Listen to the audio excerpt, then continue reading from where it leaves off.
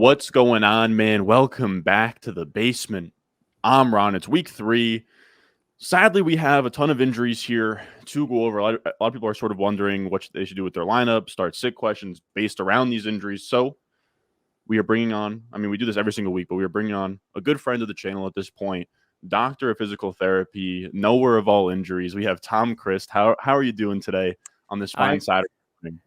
Yeah, fine Saturday. It is absolutely pouring here in Philadelphia, but outside of that, I'm doing great. How about you? Doing good as well. We have a lot of injuries to talk about, which is kind of the bummer part. I will say, a guy I was drafting a ton of. Now, what this video is, I feel like I always do a poor job of explaining things, but we have Tom Christ on here, injury specialist, the fantasy injury team. You can find him. Twitter will have the links everywhere in the comment section. But we go through every last minute injury here just to sort of get a bearing on sort of what to expect tomorrow morning when we're setting lineups, just to sort of get a feel on what's going on with the injuries. Because I'll be honest, like I do weekly rankings every week. And if I didn't have this video, I'm kind of just winging it when it comes to the injuries. I'm just sort of, I don't know, he hasn't practiced in 2 days. Like that's kind of what's going on. But Tom gives us a little bit more context here of what we can expect in terms of re-injury rate and just kind of performance overall. So with that said, a guy who I was drafting a ton of, we have Christian Watson first here, who feels like we have been talking about him, once a week since the season has started. Christian Watson, where are we at on the hamstring? Like, is he going to play finally? Is he going to sit out another week? What are you hearing about Christian Watson here? Well, he's been limited this week, which is better than last week. Obviously, he's missed the first 2 games with this hamstring. And what we need to keep in mind, this is the same hamstring he injured last year. So whenever you have recurring injury to the same tissue, the quality of that tissue is not going to be 100% that it was prior to any injury. So even without that, we know that there's high risk for re-injury with hamstrings, but knowing that he's already injured this hamstring before, it's going to elevate that future injury risk even more. Last week we talked about Jerry Jeudy, how he was coming back from a pretty notable hamstring injury, and I had talked about how I thought that was a trap starting him. I think starting Christian Watson this week is a total trap because he's not 100%. We know that because he's only practicing limited. We on average see a decline in fantasy production from receivers in their first game after a hamstring of about 13% and about 16% decline in their snap rate. And that's really because the difference with a receiver and a running back is that receivers run much further on a typical play.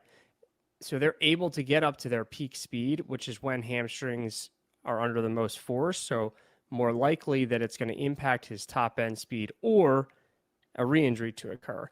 So I'm taking the approach with Watson that I'm not going to start him until I see it from him. I'm taking a more conservative approach there. Could he go out and have a big game? Yeah, but I just think it's more likely that he's going to put a hole in your roster this week starting him than to have a much of an impact this week. Yeah, that's pretty much where I'm at as well. I had a lot of questions. I did a top 36 wide receiver rankings video this week, and he didn't make the cut. But it seems like from what you're saying, at least he's going to play this week, right? Like he has a good shot to play here. Well, this is going to be one that Schefter lets us know at like 3 in the morning what's going on. He has practiced this week, which is better than last week, but we don't have clarity yet on if he's going to play or not. Yeah, so it seems like he's a toss-up to play. If he does play, it's sort of a trap. The Saints also have like a top 5 pass defense right now. I think they're allowing the 25th most fantasy points to wide receivers. So it's a pretty tough matchup anyways. I think if you have Christian Watson and you're playing him, you kind of just have to be in a desperation spot. Like if you're just, I don't know, it's tough, right? Like you have Deontay Johnson hurt and everything. So if you're hurting at wide receiver, he's not unstartable, but he's not a top 36 option for me really if he does go. In that same team, same organization, we have Aaron Jones, who's also dealing with a hamstring injury. What can we expect? It seems like he's a true 50-50 to play this week. What are you sort of looking at with Jones here in terms of his recovery, and if there's any sort of like similarity and differences between his and Christian Watson? And I'm glad you said that last part there because from the reports, it sounds like they're pretty much in the same boat as far as their likelihood of playing. Now, the difference here is what I had just said at the end of my breakdown of Watson. Running backs don't get up to their top speed as much. So that's why we see the data on the fantasyinjuryteam.com. We don't see a decline in fantasy performance in running backs when they return from this injury. We like not at all on average. So if he plays, you're starting him, no question about it. Unless we're getting reports that like Jones is going to play, but on a snap count. Then it's like you got to look at your roster construction. Do you have a more reliable piece to play instead of him? But even if he is on a snap restriction, I mean, he usually is anyway because he splits with AJ Dillon. So I'm on the boat that if Aaron Jones is playing, yes, there's an increased risk for re-injury. There always will be when a player comes back from a hamstring, but we don't see a dip in production for running backs. So fire him up if he's playing. Yeah, and running back, I mean, it's just so disgusting right now with all of the studs that are out, with, Saquon out, Chubb out. You likely don't have a better option, if you drafted Aaron Jones and you're thinking through running backs this week. So if he plays, you play him. If not, you don't. It seems like he's a true 50-50. We'll probably get clarity on the Schefter Midnight Report or whatever, but just we'll have to see and keep tabs on that. The next player I have listed here, I have him down as like a thigh/hamstring injury, but it's Devonta Smith. I didn't really even catch him getting hurt. I think he played last Thursday, so that feels like it was a long time ago. Curious sort of what you're seeing with Devonta Smith and just sort of what this thigh hamstring situation is here. Yeah, this one kind of flew under the radar, which typically tells me that it's not that severe. Hamstring and thigh is usually a quad injury, so those are your two big muscles on the thigh. But he did practice limited on Thursday and Friday. They don't play until Monday, so that's an extra day of rest. It sounds pretty optimistic of him playing, but we could see a little bit of a hit on production, like we just talked about with Watson, about a 13% decline in fantasy performance for receivers and a 16% decline in snap rate. With the quad, we don't see any change in fantasy production or snap rate, so he's got that going for him. It really doesn't sound like this is that significant, so if he does play, you start him. With it being Monday night, you've got to have backups ready to pivot to if needed. Olamide Zaccheaus is one from the Eagles. It looks like Quez Watkins is going to be out as well, so Zaccheaus would step into that wide receiver 2 role. Van Jefferson plays Monday night. He's not a sexy pivot, but he's one that's probably available. So just make sure you're protecting yourself with guys to pivot to, but if he plays, you're going to start him. Yeah, exactly. He'll be like a top 15 play. Bucks have a pretty good run defense as well. I don't really see, much as I love DeAndre Swift, I don't really see it being the same sort of 170-yard rushing performance on the Bucks. It's probably going to be a lot more through the air than it was last week. So Devonta Smith, if you have him and he's playing, you should fire him up. But the Monday night football game is a little bit of a weird twist there. I would say Tutu Atwell as well, but he's probably owned in most spots. We also have Isiah Pacheco here. I didn't catch him in his game pulling the hamstring, but it's felt like he's had groin issues since the offseason. Groin, hamstring. It's obviously not the same exact thing, but I guess muscle tightness in general. What are we seeing on Pacheco? It seems like he didn't practice Wednesday, and then he's had 2 limited practice sessions here. Yeah, that's exactly right. And the reports are saying that it looks like he's trending towards playing. Again, like we talked about with Aaron Jones, no hit on fantasy production for running backs when they return from a hamstring injury, but of course the re-injury risk is always there. To me, he's a fringe starter anyway, so if you have a better option, I would lean that way, which is kind of where my assessment here differs from Aaron Jones, and it's purely from a talent standpoint. When we have these injuries that like could impact how they play, could be an increased risk for getting hurt in the game, and it's a player who's not elite. He's like towards the end of your starting roster, fringe starting, not starting. That's when I would typically lean towards benching them purely for safety, because if he goes in, even if he's playing well in the first quarter, if he re-injures that hamstring, well, he probably got you like 2 points, and now you're screwed. Whereas Aaron Jones could easily put up 9 points in the first quarter. So I'm leaning towards benching him for that reason, simply just because he's not an elite player, and there is some injury concern here, even though it's not a huge injury concern. Yeah, and it's a dual-edged sword here with this matchup because they're 12.5-point favorites at home versus the Bears, which means they should be able to run the ball, lean on Pacheco.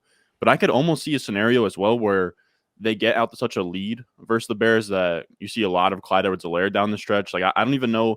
I think people are going to look at this match and be like, man, I think that you have to start Pacheco here. But I agree with the hamstring. They might even be more hesitant to use him as much as they would in a game script like this. So for me, I have him as like a fringe top 30 guy.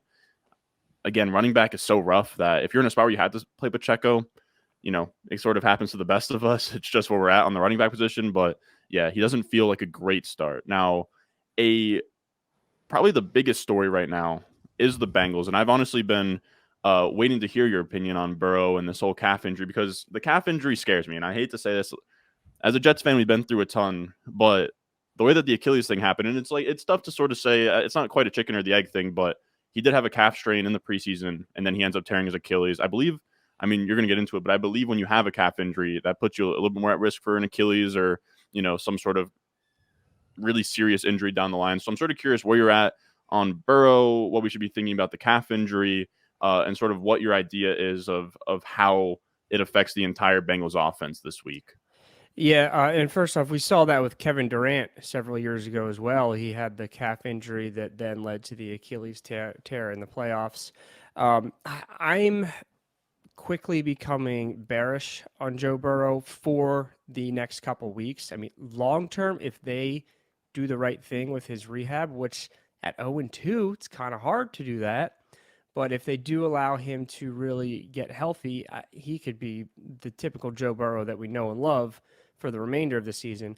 But the fact that he re-aggravated that this week, that restarts the healing process, the rehab process. Now, it doesn't sound like it's anywhere near as major as it was the first time around, but still the tissue quality is injured. It's healing. It's not as strong as it typically is. So that, one, likely leads to less throw power because we push off, a right-handed quarterback pushes off his right leg, including that calf muscle, to create power. But two, it's at a higher risk for another injury, which we don't want to see. So I'm becoming a little concerned about Burrow, especially the fact that he's QB 32 on the season after 2 weeks. So even in these 2 games that he played, he didn't play well. And could that be because of the calf injury? Certainly could be, or that could be a factor at least. So absolutely don't drop him. But I would not blame anybody for benching him this week, even if he does suit up Monday night. If you're not really interested in benching him because he's a superstar, but you still have to monitor if he's even going to play Monday night. So you've got to have backups ready. Stafford's one that you could probably find on the waivers right now. Baker Mayfield as well. Those are 2 guys that you should, if you're planning on playing Joe Burrow, you should be stashing them on your bench now at least. Because if your opponent is smart, they will do that too to screw you if you wait too long. But to summarize, yeah, I'm concerned. I'm concerned over these next couple weeks. If they do everything right, though, from a rehab standpoint, by week 6 on, he should be back to himself. Yeah, I love that you say that as well, because I was sort of scared for what you were going to say about Burrow here, because I've been telling people I have a trade target video I do every week, and my biggest buy is Jamar Chase, with the idea that things suck right now, but if you can buy him at a discount, Jamar Chase in this Bengals offense. My understanding is the most important weeks of fantasy is down the stretch, right, when we're winning money and there's the playoffs and everything. My understanding is that from like probably weeks 10 on, I know you just said 6, their bye week is 7, so if you want to make it like week 8 on, they should be the Bengals we know and love. Like Burrow at this point has been to a Super Bowl, has been amazing before. Jamar Chase is amazing as well. These are talented players. So that was sort of my understanding too, is that this calf injury, yes, it sucks, but it seems like it's something that shouldn't be an issue by the time we get to week 8, 9, 10, right? And it kind of will go to the wayside. So it is something to be very on top of right now. And I will say, I have my home league, and I felt like such an idiot last night. You get that ESPN notification of like, okay, this player's been ad dropped, and it wasn't even a guy who I was playing against trying to screw me over. He just had Anthony Richardson, and he picked him up, and he picked up Stafford, and I was like, damn, like that would have been smart to pick up Stafford, just have him there just in case, because I have a Burrow Chase stack, which has been pretty brutal to have here, but now Baker's my backup plan, which Baker's been okay recently, but yeah, 100%. If you have Burrow, please pick up Stafford. Or pick up Baker. But if you are in a spot, there's some leagues where it's like your bench is too shallow and you can't afford to carry a second quarterback. Wait it out till the very last minute and then maybe grab Baker as like sort of an emergency grab there. Now, we have a player who was supposed to play on Thursday night, didn't play. We have Saquon Barkley. I'm curious kind of, I mean, I tweeted out almost immediately they were like, "Oh, Saquon's a fast healer. He might play Thursday." I mean, there was just no chance he was playing. There was 0% chance he was playing Thursday. So I'm just curious. It seems like, I mean, I remember watching it on Sunday when he suffered the injury. It looked really bad, where he like kind of got rolled up on. I'm curious, sort of what you saw in terms of what that injury looked like, and kind of the recovery timeline here on a little bit of a rest week coming off the Thursday night game. Well, right from the start, it looked like a high ankle sprain, and we got the bogus reports saying, I believe the wording was, it's an ordinary ankle sprain, whatever the hell that means. But the interpretation of that is a lateral ankle sprain, because it's much, much, much more common, much less significant. Now, Saquon admitted on Thursday, no, it's a high ankle sprain, which is what we all thought. The problem with high ankle sprains is, and I think we've talked about this on the show before, if you think about the anatomy, you got the two bones in the shin, the tibia and the fibula. They're held together by some connective tissues to make a nice, snug, firm connection with the foot to create the ankle joint. With a significant enough high ankle sprain, which we don't have clarity on how severe Saquon's is, but it looked bad. With a significant enough high ankle sprain, these bones get separated from each other to some degree, and the connective tissue gets injured to some degree, depending on how significant it is. Now you no longer have a nice, stable, rigid ankle to push off of when you're sprinting, cutting, etc. And it's the word instability is used. So you're not able to create as much force when you push off, and it hurts. Pain is going to always inhibit function as well. So sometimes those can heal fine, sometimes they don't. Jonathan Taylor is an example of a time where it does not heal well. And with Saquon, yes, he's a freak of an athlete, absolutely one of a kind. The running back still average missing 2.5 games with high ankle sprains, and we'll see how he does this upcoming week. I think it would be a little quick to expect a 100% himself Saquon Barkley if he plays in week 4. But that said, like 75% Saquon Barkley is better than whoever is on your bench most likely. So this is one that we'll definitely revisit next week. It's possible this could affect him all season long, but we don't usually see that. Jonathan Taylor was a case last year where it did affect him all season. So hopefully they give Saquon enough time to heal, to rehab properly, and not just force him back there to where it certainly could get re-injured like Jonathan Taylor's did. But they are not the team's not exactly off to the best start this year, so they may be pushing to get him back as fast as possible. And that offense is awful without him. So definitely one that could go either way, but at the moment, not good. For week 4, I would not expect him to be himself if he plays, but one we'll definitely revisit next week. Yeah, it wouldn't shock me if they rushed him back either. Like you said, like the offense has looked pretty tough without him. At home versus Seahawks, I might think it's a winnable game if he plays. We'll see. They were also throwing around some quotes that he's like a fast healer, which is just, I feel like that's just such a funny thing to say. Like, I don't know. I guess most pro athletes are probably fast healers, but we have Austin Ekeler here. A similar thing where I believe it's an ankle sprain. It's an ankle injury of some sort. What can we expect with Ekeler? Because he didn't necessarily, I don't think he left the Miami game in week 1. Maybe he did with the injury, and then he hasn't played since week 1. So when can we kind of expect him to come back? I mean, he has a bye week in week 5, so that kind of gives him a little bit of a break here after week 4. What do we think there? Well, if you look at the video, this also looked like a high ankle sprain. So everything I just said about Saquon from the anatomy and how it affects function standpoint, that's going to hold for Ekeler as well.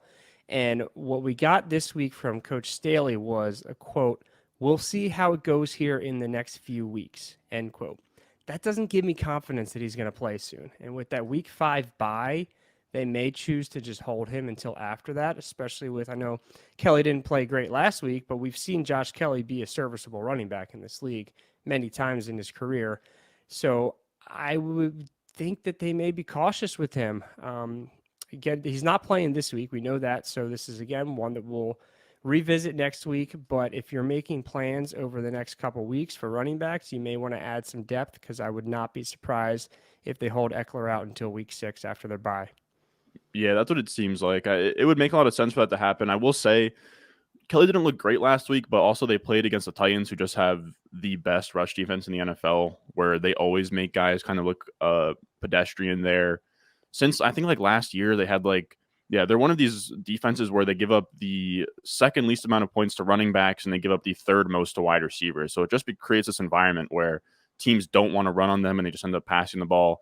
This week they play the Vikings, who let DeAndre Swift rush for 170 yards. So Josh Kelly, to me, I have him as like a top 12 play this week. So if anyone's out there, or if anyone is out there thinking Josh Kelly, he sucks, I can't start him because last week was a train wreck, you can start him this week. He'll be fine. We also have Bryce Young with an ankle injury. I didn't really catch that one. That was the Monday night doubleheader. He wasn't playing well at all. Now, it seems like he popped up with an ankle. He's not going to be playing here. When can we kind of expect Bryce Young to be back, and how serious do we think this injury is for him? It doesn't sound too bad. They're saying he'll possibly be ready week 4. If not, then it should be week 5. Now, they haven't, or at least I haven't seen reports on if it's the right or the left ankle, but that could potentially impact his throwing. If it's the right, again, just like we talked about with Burrow, that's how he's going to generate his power. But then the thrower shifts their weight to the left foot during the follow through, which if your ankle is injured there and you don't have all the strength and stability there, that could impact accuracy a little bit, but that's really just when it's a more severe injury. This sounds pretty minor, so I don't expect much impact on his game when he returns. With quarterbacks, we only see a 6% decline in fantasy production after an ankle injury. That's not a whole lot, but he's also a guy that, unless it's a two QB league, you're not starting him right now. So in redraft, he doesn't need to be rostered in 1 QB redraft leagues, but in dynasty leagues, don't expect this to be a long-term issue. Continue to hold him. Yep, and it's funny, like they're not great options like Adam Thielen, Hurst, or Sanders, but to me, I don't think Andy Dalton's really a sizable downgrade or maybe even a downgrade at all. So the skill position players to me are pretty unchanged there. Next, we do have DeAndre Hopkins, who we talked about last week. He had I think he didn't practice all week. Then he comes out and plays. He only played he only played 2/3 of the snaps, which kind of limited him a ton in terms of getting targets and getting fantasy points. Can we expect him to sort of get on the field more than 60% of the snaps this week? Sort of where is he trending in terms of recovery here? Well, he didn't practice at all again this week, which is that might just be the norm for him because he's such a veteran. Yeah. Being new to the team, I would like to see him get more practice to develop more of a rapport with Tannehill, especially because he was such a late sign. But he's 30 or 31 or something. 31. He might just not practice much all year. Really, we saw that with Julio for so long. I'm a little bearish on him simply because he had that 60% snap rate last week, not practicing this week. I would doubt we see a 90 plus snap rate. So I think he's a fringe flex at best. If you've got better options, play him. Not the end of the world if you need to play DeAndre Hopkins. So I just don't know that we're going to see a 20 plus point game from him. Yeah, I have him. I think I have him outside my top 30-ish wide receivers. He is a tough start this week. He's playing against the Browns as well, where the Browns are really the only defense holding a candle to the Cowboys right now. The Browns defense is really, really tough to score on. Yeah, they are allowing the second least fantasy points to wide receivers. So if you have another option, definitely look at Hopkins. I am curious as well, what's our confidence level on Waddle playing? What can we sort of expect? What can you sort of expect in general from a player in terms of percent chance of playing during concussion protocol, and then if you do play, the sort of performance hit there? The chance of playing is so variable because concussions are unique to every single person based off a number of factors, like how serious of a concussion was it, based off the mechanism of the hit and things like that. Have they had previous concussions? Because we know that previous concussions, one, make it less of an impact needed for a next concussion. Two, also typically takes longer to recover from that concussion. But the good news is that we don't really expect any impact on production from a concussion when they return from it. So with a player like Jaylen Waddle, and we'll know if he's going to play or not before the game, it's as simple as, is he playing? You start him. Is he not playing? You don't start him. It's encouraging that he has not been ruled out yet. We saw Anthony Richardson already ruled out. I believe there's a couple of other players that were already ruled out with concussion, but the fact that Waddle has not tells us that he could potentially be ready to clear that protocol by Sunday. Yeah, exactly. Pretty much, you just have to have a backup option in case if that midnight report comes out and it says he's unlikely to play. From there, you figure out something for your flex. But if he plays, you play him.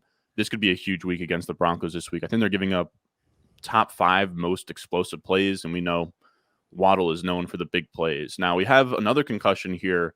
Anthony Richardson, he's already ruled out. I wanted to sort of pick your brain on just like, I guess Anthony Richardson in general. I imagine like team trainers kind of hold their breath with Anthony Richardson when he plays. I'm sort of curious. I mean, we had the leg injury last week. Now we have the concussion. I guess I'm curious, one, if the concussion will affect him heading into next week in terms of his status to play. And then on top of that, kind of like, what do you think about a guy like Anthony Richardson where, he is not that is there no hope for Anthony Richardson, but like he is running into injuries here. Is it unlikely, or is it or is it just not lucky, or is it sort of his running style definitely invites these things and is sort of a concern moving forward? I think it's a little of both. He's going to have to learn to protect himself, and we hear about. It seems like we hear about this every year with the new running quarterbacks. Like they have to learn how to protect themselves. That's just the guys are built different in the NFL than they are in college. And someone like him who's so big, he's used to being the biggest guy on the field in college. That's not the case anymore. So he could absolutely see him continuing to get hurt because of his playing style until he learns. So hard to know when that'll happen, if that'll happen, but we definitely don't like to see in your first 2 career games 2 injuries based off you know, a running quarterback as well. As far as when he'll be ready, again, like I said with Waddle, it's so variable for every single person that we just have to monitor practice reports next week, but hopefully he'll be ready to go.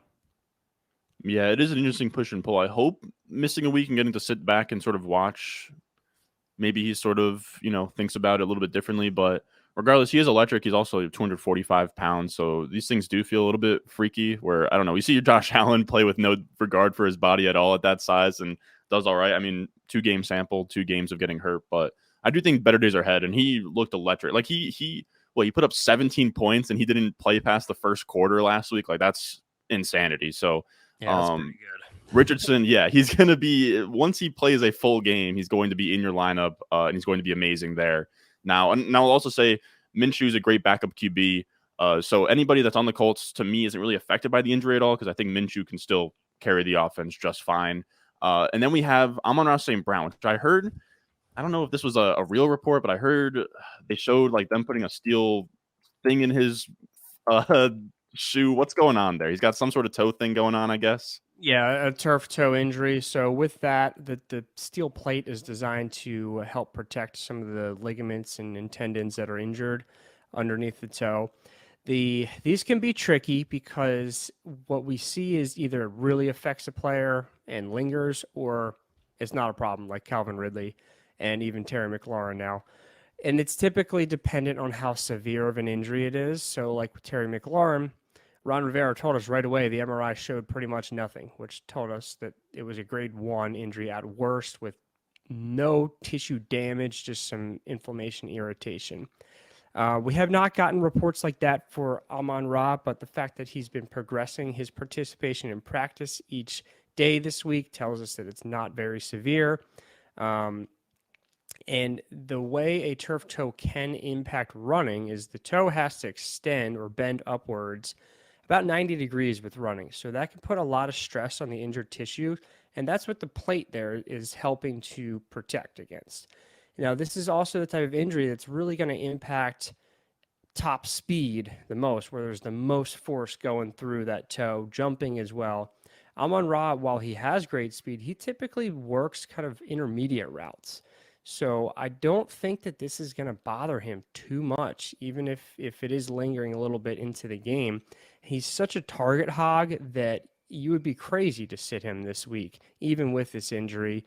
Could it possibly see a little bit of a decrease in his production? Sure, but even that, he's still so good. It does not sound like this is a major injury. You have to start him. Yeah, he's a wide receiver 2 at worst if he plays here. And I do like this matchup versus the Falcons, where I think it could be these home games in Detroit have shootout historically. So I think that should be a fun game for him. I'm not really sure what they're dealing with in terms of their. I don't think that their slot corner or slot coverage in general is very good on the Falcons. Next up, we have another toe injury. Derrick Henry. Is this one? I don't think we've heard anything in terms of steel inside of the shoe. Uh, what's going on with Derrick Henry, and like how serious is this one? Not very. They took him off the injury report. He is good to go. Sounds like it was more of just letting him rest. I expect no limitations at all for him. Yeah, exactly. If you have Henry, start him. Even with a little bit of an injury designation, he's like a top 5 running back for me. It is. I've said it. I've said it this entire video, but running back is so ugly right now. If you have Derrick Henry, he's going in your lineup. We also have from the Thursday game, we have Brandon Aiyuk, who had a shoulder injury, which I guess was an AC joint sprain, which I remember I think Jefferson had that before his second year, like in the offseason. What is an AC sprain, and kind of what is the concern with the shoulder there? So the AC joint is where it stands for acromioclavicular. There's the little part of the shoulder blade called the acromion, and then the clavicle is your collarbone. It's just where they meet. There's some ligaments that hold them together, and it's super common for football players, especially receivers, for that to get injured, and it typically happens when you're diving or get tackled directly on the shoulder. And it definitely, depending on the severity, can be a problem. But if he was fighting to play this week, it tells me it's not that severe. And I'm expecting him to push again to play next week. With any kind of upper body injury, I'm typically less concerned about its impact on how they'll play, because it's not going to affect his ability to get open. It's not going to affect his ability to run after catch. They're not going to put him out there if he doesn't have the shoulder range of motion to reach above his head and make a catch. So I'm not overly concerned about him next week if he plays, or long term. We do see on the fantasyinjuryteam.com, our data shows about a 33% drop in fantasy production in the first game back for receivers, but it's not a huge sample size. It's only 13. However, out of those 13, only 2 of them were able to meet or exceed their pre-injury baseline in that first game back. So our data does show a little bit of a decline in production. I think that's more correlated with the 10% dip in snap rate that we see when receivers return from this injury, more so than the injury actually affecting their ability to produce on a per play basis. So with a guy like Aiyuk, who has big play potential, has numerous 20-plus point fantasy games on his resume, if he plays next week, I think you just ignore that 33% hit and start him. Yeah, and I wanted to also just a little bit of a add on here. I know Deebo, he went down with he got tackled by a bunch of guys. He went off to the side, and then he just scores a touchdown right after. But it is something I went live yesterday. People were a little bit concerned about it. Is there any real concern with the rib injury? It seems like he's day to day, but it doesn't look too serious. The reports I saw this morning were fractures ruled out. So boom, that's great. Just dealing with soreness, it doesn't sound too major. Deebo is an absolute man. Yeah. So with with 11 days rest, he'll probably be fine. One that we'll definitely revisit next week, but we don't typically expect much decline in production after rib injury. Yeah, exactly. Now, someone that we didn't actually touch on last week because he sort of flew under the radar, Amari Cooper. I think it was a groin injury. It seemed like he was not after the Schefter tweet. It seemed like he was not going to play, and then Monday comes around. He not only plays, but he gets 9 targets for 70 yards and 7 catches. He was really good last week if you actually started him. What's our concern moving forward with Amari Cooper? Not much. And I put out a tweet on this Monday when they announced that he was going to play, because it was very surprising and very last second. But actually, the stats that we have on fantasyinjuryteam.com for groin injuries, no decline in production for receivers. And that's if I remember off the top of my head, 50% or more of receivers, when they return from a groin injury, pick up right where they left off from either meeting or exceeding their pre-injury fantasy production. So I had put that out in a tweet, and I had tons of people tweeting at me should I start him over X, Y, and Z? And if you ended up starting him, that worked out really well for you. So we haven't heard anything about any setbacks, so I expect this to be not a problem. Yeah, it seems like he'll be good to go. And this is a great matchup for him, too, at home versus the Titans. We talked about earlier, pass funnel, where their run defense is amazing. Amari Cooper at home, his road home splits have been crazy the past few years. And then we also have DK Metcalf. Seems like he has some kind of rib injury. Doesn't seem too serious, but I'm curious if there's any concern there in terms of re-injury rate, kind of what to expect in this next game. And I guess just rib injuries in general in football. I know you prefer the upper body to lower body with these wide receivers as well. Yeah, typically ribs, if it's quarterback, we saw it really injure or really affect Herbert last year, Rodgers as well. But as long as they have the ability to move through their full ranges of motion in the torso and the shoulders, they should be okay. Definitely hurts a lot to get hit in the ribs, and there's a lot of muscular attachments on the ribs, the lats, the pecs, the obliques, which are very involved in running, cutting, catching, etc.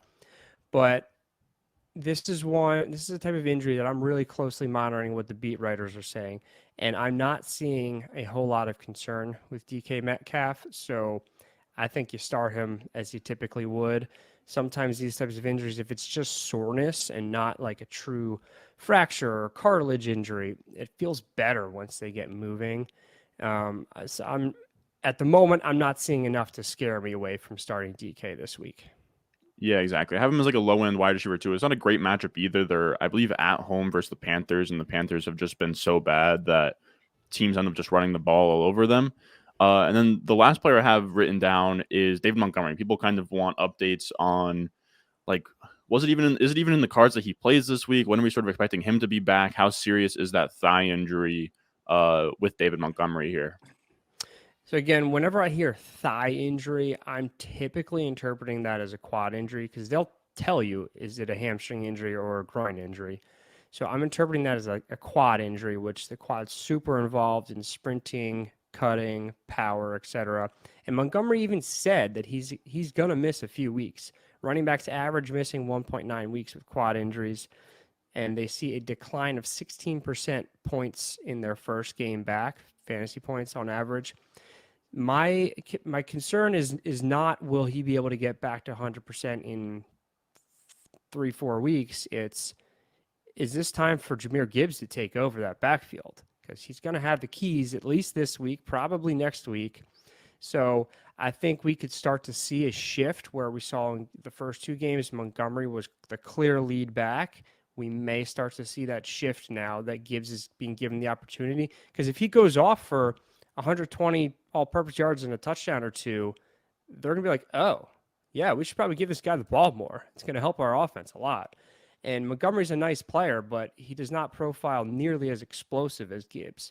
So I think he's definitely going to miss a couple weeks. May see a dip in production in the first game or two back, but even after that, I think Gibbs is going to have the keys to this backfield, at least more than he did in the first two games. Yeah, that's how I feel about it as well, is that it does open the door up for Gibbs. But I will say the positive side for people who have Montgomery is that Gibbs is never going to be a 300 plus touch back, so Montgomery still will get his 10 plus carries and probably some goal line looks here and there as well. So I wouldn't say all is lost. Montgomery running back is so bad right now that he's actually probably a fine start once he's back as well. And I will say Craig Reynolds, like kind of if you're dumpster diving here, Craig Reynolds is a decent kind of like fringe start at running back. Now that's all the players I have listed. I'm just curious if you have anybody that we didn't touch on that you wanted to cover before we get out of here. Those are all the big ones. I mean, surprise, surprise, Kadarius Toney is on the injury report with a toe. Man, I hope that guy can figure it out, but I just don't know that he can withstand the force and the violence of the NFL game. But he's so fun to watch when he is playing. But no, that's all I've got. The Joker, Kadarius Toney. Yeah, he's crazy too. Where the way that he cuts and the way that he just can stop on a dime as well is almost like detrimental to his body. Yeah. He has a famous clip in college, I think against Florida State, where he like cuts a certain way and he like just barely grazes the ground. You can just see how much stress he puts on his body with his play style. But I do appreciate you coming out here, Tom, Chris, as always. The fantasy injury team, make sure you check all that stuff out. Do you have anything that you want to promote or tell people to look forward to before we get out of here. Just make sure you subscribe to the Fantasy Injury Team podcast on all platforms. Our YouTube channel as well is Fantasy Injury Team. And you can follow me on Twitter or X at Fantasy Injury T, and then the Fantasy Injury Team at injury_fantasy. Yep, and I'll make sure I link all of those down below. I believe in the description, probably comment section as well. I appreciate everyone that comes out here, watches the show. These are, to me, some of the most info-packed and actionable videos that we do here on the Ron Stewart channel. But as always, I appreciate everyone that came out here and watch. As always, leave a like, subscribe, and I will see you guys in the next one.